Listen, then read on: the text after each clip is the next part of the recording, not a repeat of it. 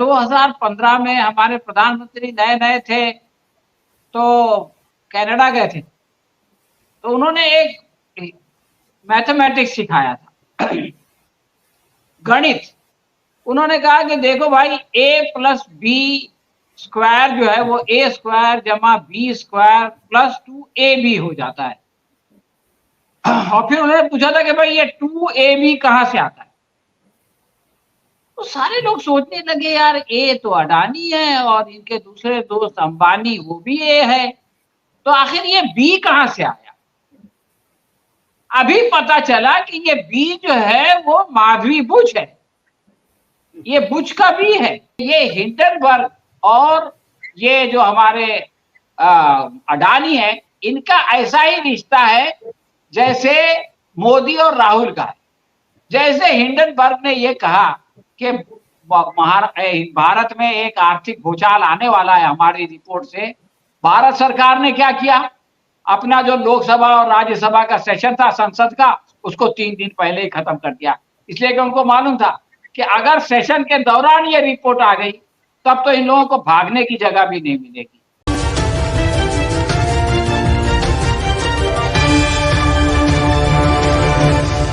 Hindenburg का जब ये मामला आया, ये माधवी बुच का नाम, हालांकि ये सेबी की 2022 से चीफ हैं, लेकिन मैंने कभी इनका नाम गौर से पढ़ा नहीं।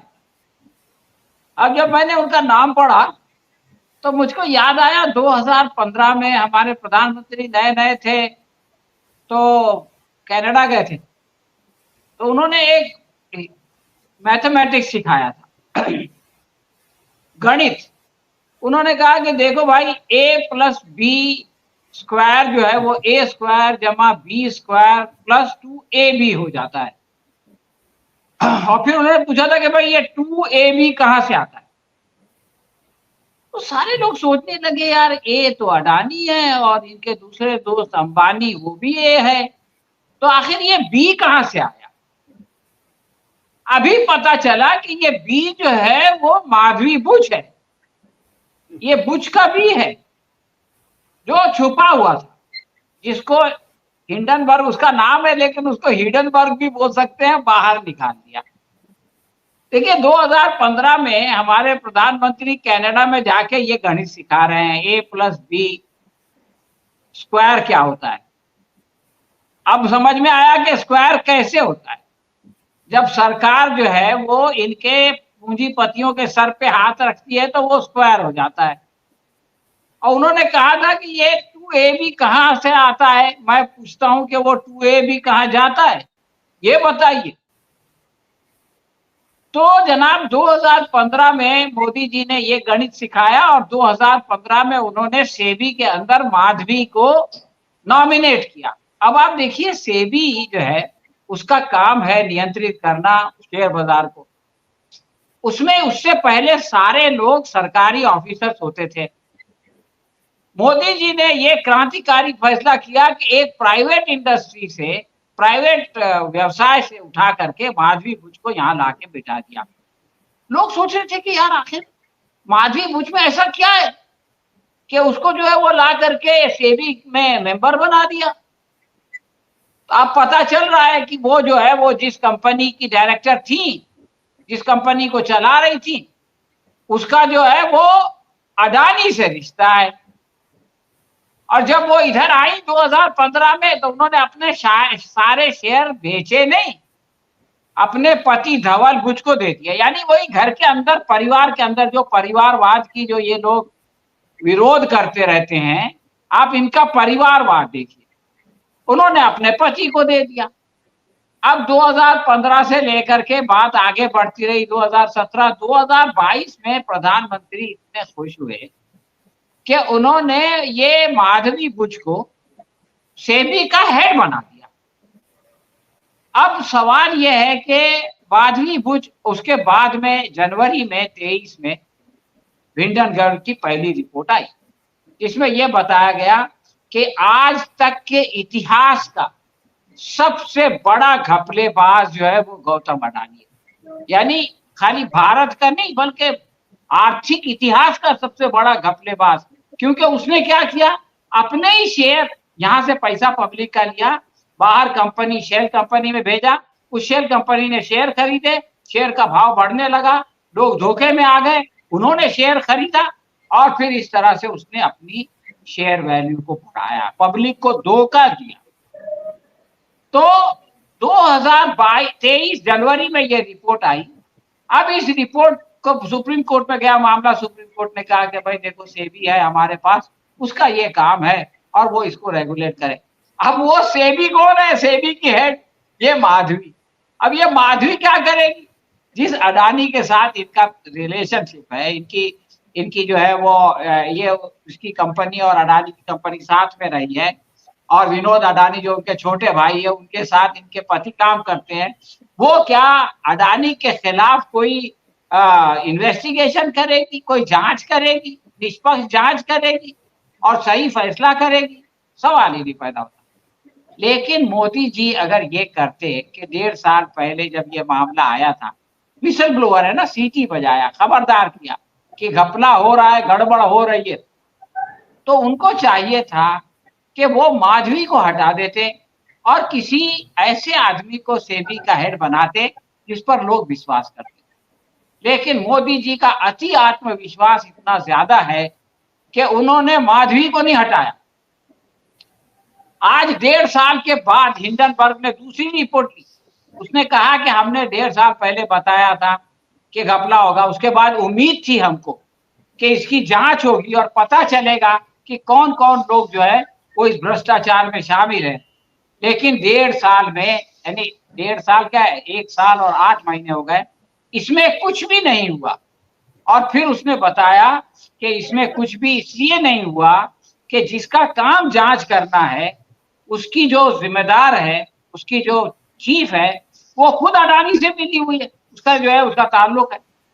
तो इसका मतलब ये है कि अडानी को बचाने का काम वही कर रहा है, यानी चोर को पकड़ना जिस पुलिस की जिम्मेदारी है, वो पुलिस ही चोर से मिला हुआ है।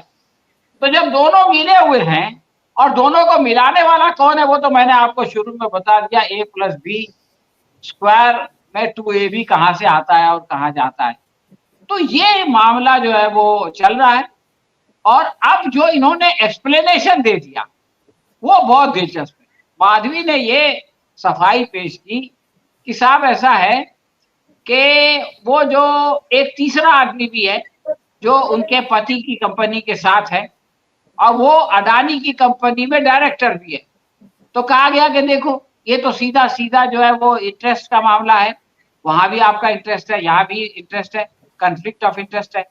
तो माधवी जी कहती हैं कि भाई देखो वो तो हमारा पुराना पारिवारिक संबंधी है, तो इनके पारिवारिक संबंधी अडानी के ग्रुप में है और वो जो है वो पारिवारिक संबंधी इनकी मदद कर रहा है। और मदद किस काम में कर रहा है? मदद हिंदुस्तान के जो शेयर होल्डर्स है उनको धोखा देने में, उनको लूटने में, उनको झांसा देने में।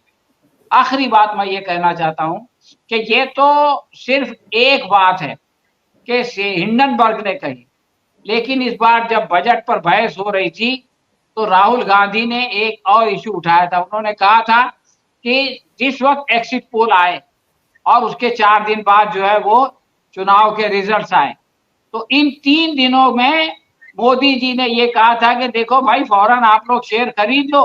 गृह मंत्री ने कहा था शेयर खरीद लो, और उसके बाद क्या हुआ? लोगों ने खूब शेयर खरीदे, अच्छी खबर आने वाली है।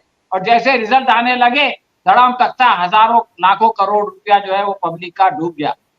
तो राहुल गांधी ने ये कहा था कि इसकी भी जांच होनी चाहिए कि किसको फायदा पहुंचाने के लिए और किसका नुकसान, यानी जिनसे ये लोग वोट लेते हैं उसी मिडिल क्लास को ये लोग डुबाते हैं, उनसे नोट जो है उनकी जेब में से निकाल लेते हैं।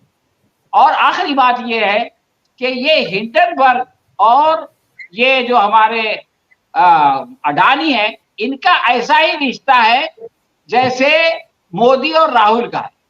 जैसे हिंडनबर्ग ने ये कहा कि भारत में एक आर्थिक भूचाल आने वाला है हमारी रिपोर्ट से, भारत सरकार ने क्या किया?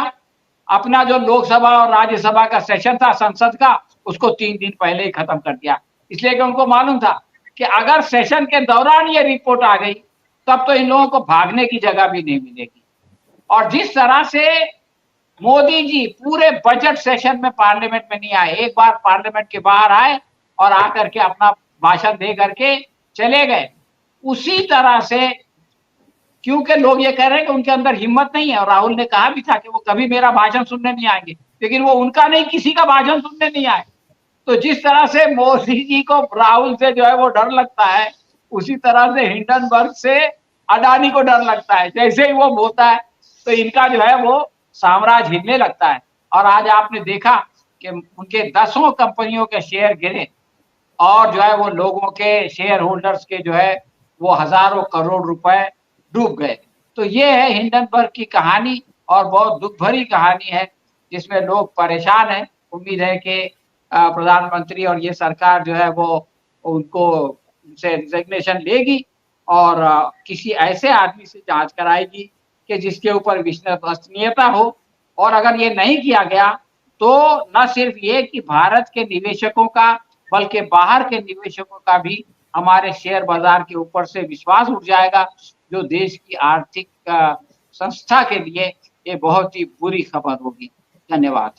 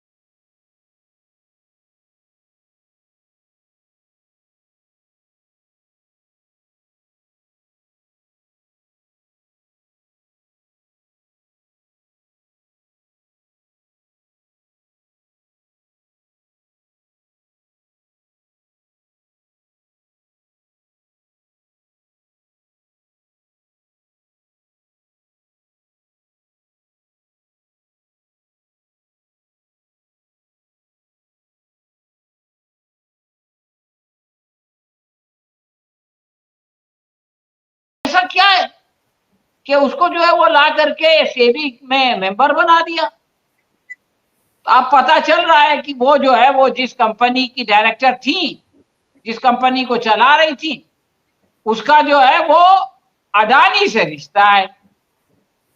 और जब वो इधर आई 2015 में तो उन्होंने अपने सारे शेयर बेचे नहीं, अपने पति धवल बुझ को दे दिया। यानी वही घर के अंदर, परिवार के अंदर जो परिवारवाद की जो ये लोग विरोध करते रहते हैं, आप इनका परिवारवाद देखिए, उन्होंने अपने पति को दे दिया। अब 2015 से लेकर के बात आगे बढ़ती रही, 2017, 2022 में प्रधानमंत्री इतने खुश हुए कि उन्होंने ये माधवी बुझ को सेबी का हेड बना दिया। अब सवाल यह है कि माधवी बुझ, उसके बाद में जनवरी में 23 में हिंडनबर्ग की पहली रिपोर्ट आई, जिसमें यह बताया गया कि आज तक के इतिहास का सबसे बड़ा घपलेबाज जो है वो गौतम अडानी है। यानी खाली भारत का नहीं बल्कि आर्थिक इतिहास का सबसे बड़ा घपलेबाज। क्योंकि उसने क्या किया, अपने ही शेयर, यहां से पैसा पब्लिक का लिया, बाहर कंपनी, शेल कंपनी में भेजा, उस शेल कंपनी ने शेयर खरीदे, शेयर का भाव बढ़ने लगा, लोग धोखे में आ गए, उन्होंने शेयर खरीदा और फिर इस तरह से उसने अपनी शेयर वैल्यू को बढ़ाया, पब्लिक को धोखा दिया। तो 2023 जनवरी में यह रिपोर्ट आई। अब इस रिपोर्ट को सुप्रीम कोर्ट में गया मामला, सुप्रीम कोर्ट ने कहा कि भाई देखो सेबी है हमारे पास, उसका ये काम है और वो इसको रेगुलेट करे। अब वो सेबी कौन है, सेबी की हेड ये माधवी। अब ये माधवी क्या करेगी, जिस अडानी के साथ इनका रिलेशनशिप है, इनकी जो है वो ये उसकी कंपनी और अडानी की कंपनी साथ में रही है, और विनोद अडानी जो उनके छोटे भाई है उनके साथ इनके पति काम करते हैं, वो क्या अडानी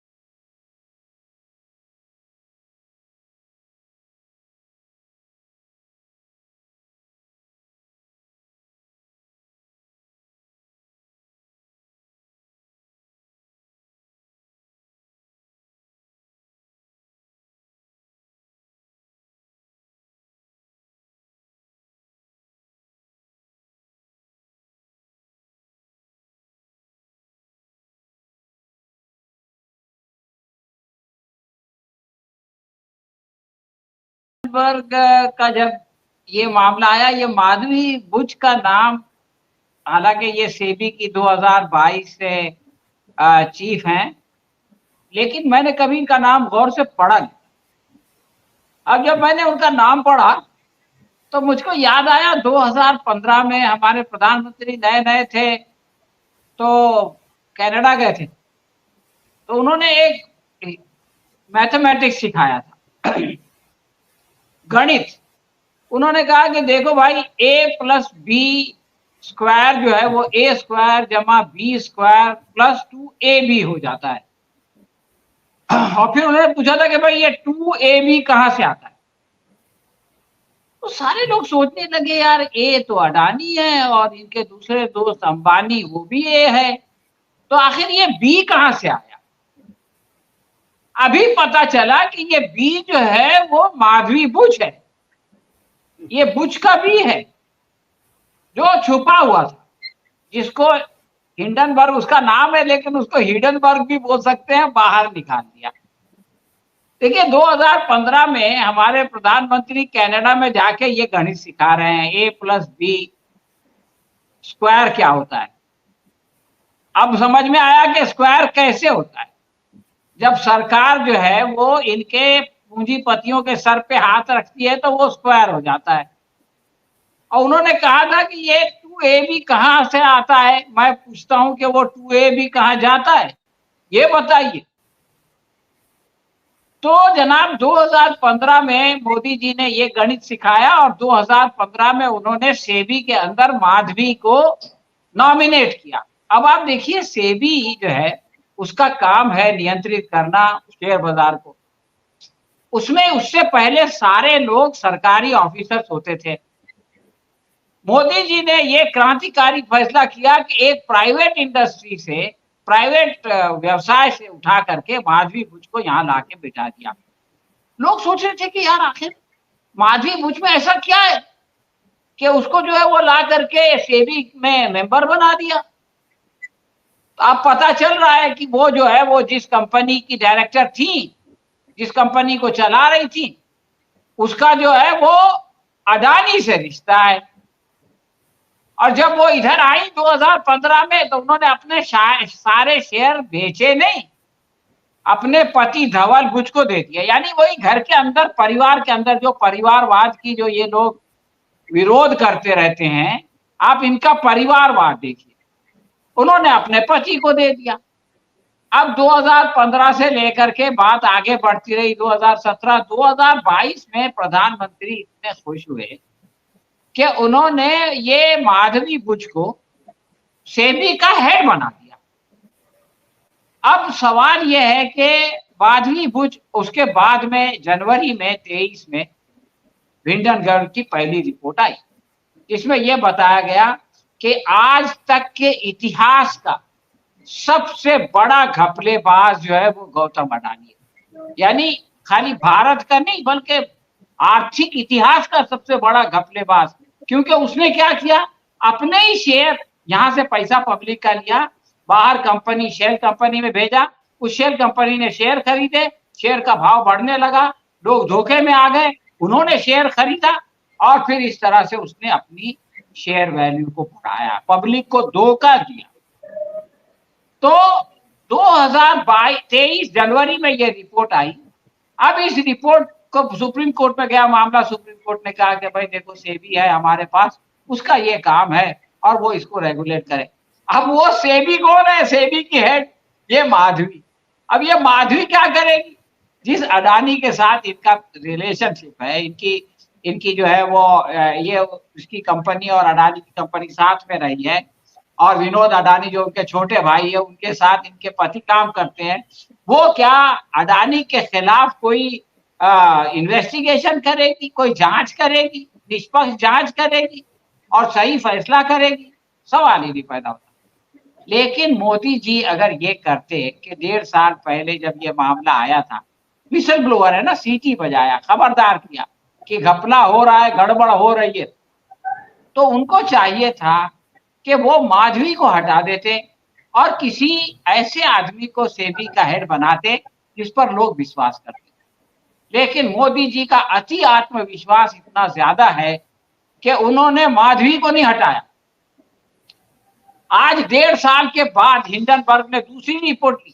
उसने कहा कि हमने 1.5 साल पहले बताया था कि घपला होगा, उसके बाद उम्मीद थी हमको कि इसकी जांच होगी और पता चलेगा कि कौन कौन लोग जो है वो इस भ्रष्टाचार में शामिल है।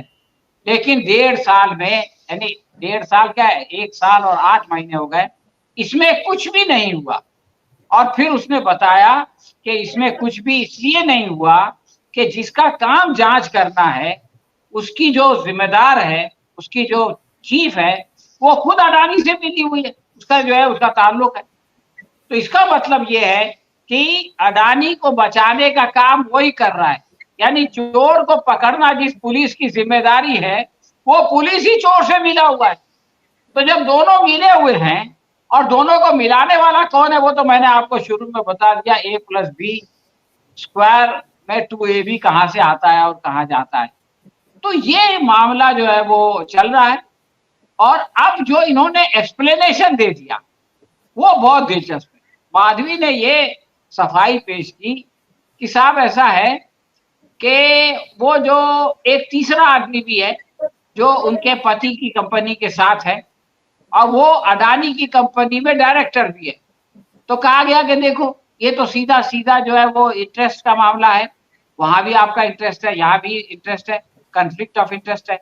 तो माधवी जी कहती हैं कि भाई देखो वो तो हमारा पुराना पारिवारिक संबंधी है, तो इनके पारिवारिक संबंधी अडानी के ग्रुप में है और वो जो है वो पारिवारिक संबंधी इनकी मदद कर रहा है। और मदद किस काम में कर रहा है? मदद हिंदुस्तान के जो शेयर होल्डर्स है उनको धोखा देने में, उनको लूटने में, उनको झांसा देने में। आखिरी बात मैं ये कहना चाहता हूं कि ये तो सिर्फ एक बात है कि हिंडनबर्ग ने कही, लेकिन इस बार जब बजट पर बहस हो रही थी तो राहुल गांधी ने एक और इशू उठाया था। उन्होंने कहा था कि जिस वक्त एग्जिट पोल आए और उसके 4 दिन बाद जो है वो चुनाव के रिजल्ट्स आए, तो इन 3 दिनों में मोदी जी ने ये कहा था कि देखो भाई फौरन आप लोग शेयर खरीद लो। गृह मंत्री ने कहा था शेयर खरीद लो, और उसके बाद क्या हुआ? लोगों ने खूब शेयर खरीदे, अच्छी खबर आने वाली है। और जैसे रिजल्ट आने लगे धड़ाम तख्ता हजारों लाखों करोड़ रुपया जो है वो पब्लिक का डूब गया। तो राहुल गांधी ने ये कहा था कि इसकी भी जांच होनी चाहिए कि किसको फायदा पहुंचाने के लिए और किसका नुकसान। यानी जिनसे ये लोग वोट लेते हैं उसी मिडिल क्लास को ये लोग डुबाते हैं, उनसे नोट जो है उनकी जेब में से निकाल लेते हैं।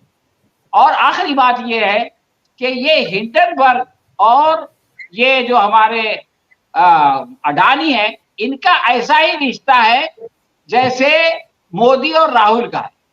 जैसे हिंडनबर्ग ने ये कहा कि भारत में एक आर्थिक भूचाल आने वाला है हमारी रिपोर्ट से, भारत सरकार ने क्या किया? अपना जो लोकसभा और राज्यसभा का सेशन था संसद का, उसको 3 दिन पहले ही खत्म कर दिया, इसलिए कि उनको मालूम था कि अगर सेशन के दौरान ये रिपोर्ट आ गई तब तो इन लोगों को भागने की जगह भी नहीं मिलेगी।